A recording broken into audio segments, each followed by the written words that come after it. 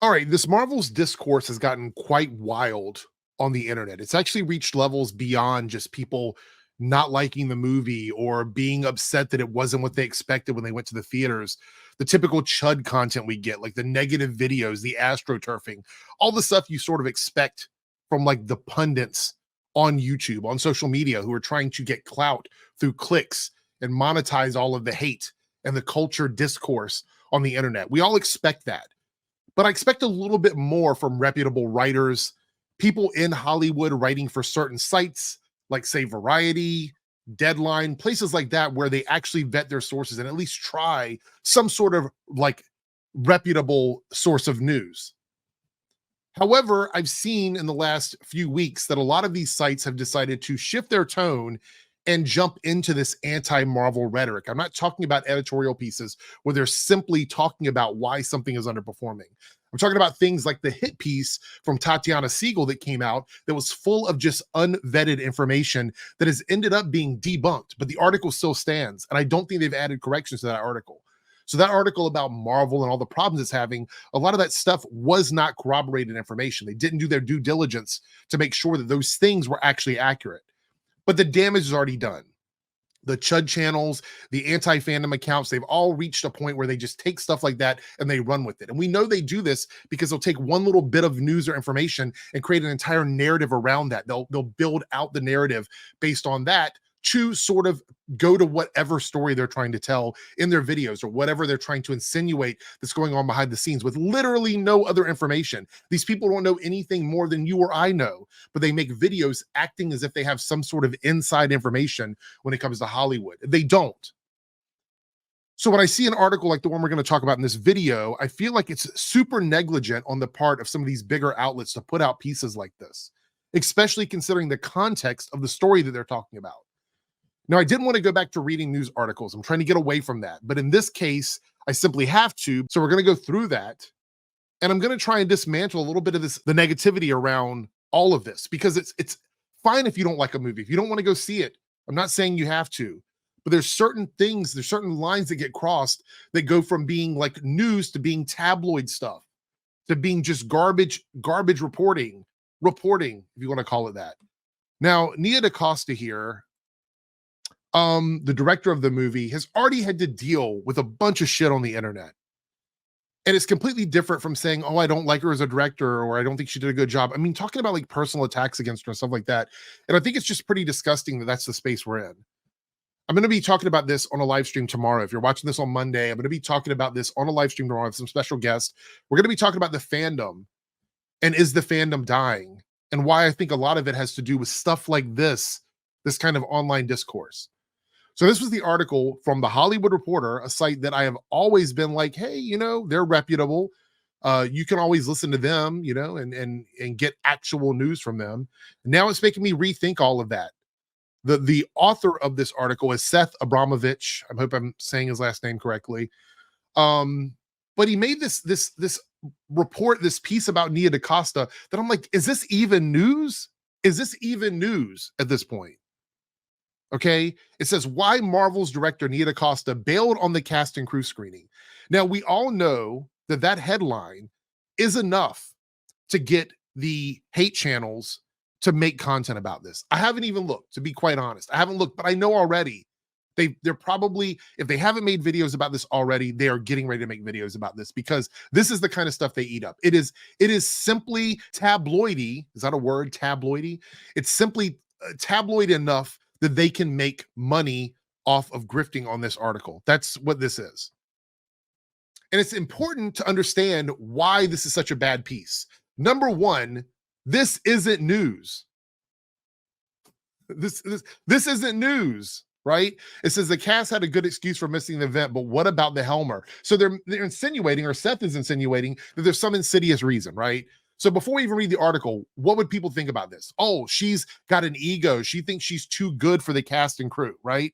That's one of the framings. Or she thinks she's too good for Marvel and Disney. She just decided not to show up because she's an edgy director. They already tried to smear her, saying that she took on another project while the Marvels was in post-production, which is super common, but they tried to make her look bad for that. So I wouldn't be surprised if those are the things they're saying about her, right? So why is it she didn't attend this cast and crew screening? What's the reason for it? What's the actual reason? Let's go down here and see what it was. She was going to her birthday party, something planned in advance, probably with family and friends and close people in her life. She was going to a birthday party. That was the initial reason why. But it goes even deeper than that, right? First of all, it's her birthday. She's entitled to do whatever the fuck she wants to do. Doesn't matter. You can't attend every screening, right? So number one, that's not a big problem. That's not an issue for me. It's your birthday. Do what the fuck you want to do, right? That's how I feel about it. But here's the deal. According to the rep, DaCosta had not been invited. So she wasn't even invited to the screening from the jump. She wasn't invited to the cast and crew screening. Only when she invited some crew members to her birthday party did she learn of the screening, but by then it was too late. So the birthday party was all set up to go. Reservations were made, places were booked, things were being done. Family had been invited, probably coming from out of town to come see her, whatever. She invites crew members to come to her birthday party because she's got everything in place. She's like, yeah, I've got some space for more people. I'm going to invite some people to come. Then she finds out there's a screening that she wasn't invited to as a director, but somehow it's her fault. Somehow it's Nia DaCosta's fault. She's the one that needs to be harassed because of this, right? And this is why articles like this are garbage. This is dog shit.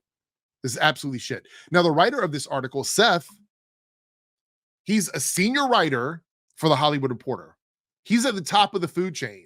He's literally at the top.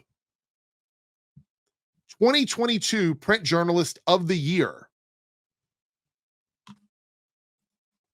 This article is from the 2022 Journalist of the Year, senior writer at The Hollywood Reporter, meaning all he has to do is say, I want something to go out on this website, and the editors will make it happen.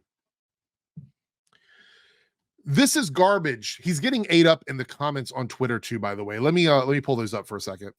So here's Twitter, garbage hole of the internet, awful fucking website. I hate that we still have to use this. When I say have to use it, I mean, it's the way people communicate. I'm really annoyed with it. I really wish people would move to something else. I've tried. Eric Davis, another writer here, goes, it was her birthday. Why even write this year? THR, not TMZ. I feel bad for the social manager who actually had to post this. Yeah. Captain Marvel News says it was actually her birthday. Oh, here we go. Miles goes, hey, Seth, ask yourself, have you ever seen or written an article like this about a white male director? You could have kept this garbage clickbait article. THR should be above this, but clearly they aren't. Feels like you're trying to smear her. Terrible look for you, THR. Not good form at all. Yeah. Yeah. I mean, here's the deal. Here's the deal. When people say that there's hit piece articles, a lot of times they don't know what they're talking about. You know, there'll be an expose on somebody who was engaging in bad behavior behind the scenes, somebody doing some dumb shit behind the scenes, doing inappropriate stuff they shouldn't be doing. Those are not hit pieces. Those are exposés. They're exposing people for actual corruption. They're calling people out for bad behavior. Those are real things. Those are things that should end up in articles like that. This article, basically trying to make her look bad for not showing up for an event that she wasn't invited to on her birthday, is bullshit. These are smear articles. This is what a smear article looks like. It's taking something that is being framed in a way that is disingenuous to make her look bad when she's already getting dogpiled on the internet. Nia DaCosta doesn't deserve that. Doesn't matter how you feel about the movie. And the fact that Seth wrote this as a senior writer, as an award-winning writer, is absolutely garbage. It's garbage. You don't have to like the Marvels. I enjoyed it. I thought it was a lot of fun. I like the people involved with it. I think it was a good movie, but I know not everybody feels that way. However, there are lines that you don't cross. Like, internet trolling is internet trolling. Chud channels are going to do what they're going to do. People on social media are going to do what they want to do. Reputable outlets like The Hollywood Reporter and award-winning writers like Seth should not be engaging in this kind of discourse.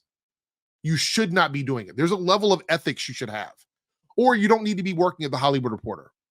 Because I'm pretty sure at this point, they're going to look really bad for this. This is not going to look good for them. And they're going to have to decide, hey, do we want to get more clicks like, you know, I don't know, Comic Book News or whatever? Do we want more clicks like those guys, those kinds of sites? Or do we want to continue to uphold standards that we have? That's the decision they're going to have to make. Because at the end of the day, it's going to be one of those times where, you know, you got to decide what works for you. You're going to be a trash mag, you're going to be a garbage site, or you're going to be a reputable site. Because at this point, I don't know. Fans are exhausted. We're exhausted with having to dig through garbage to get to real shit. Not everyone wants to read tabloids. We want actual news. That's what we want.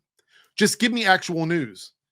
At a certain point, people are going to stop reading you for that because you're putting out stuff like this. This was a smear article. You should be ashamed of yourself, Seth.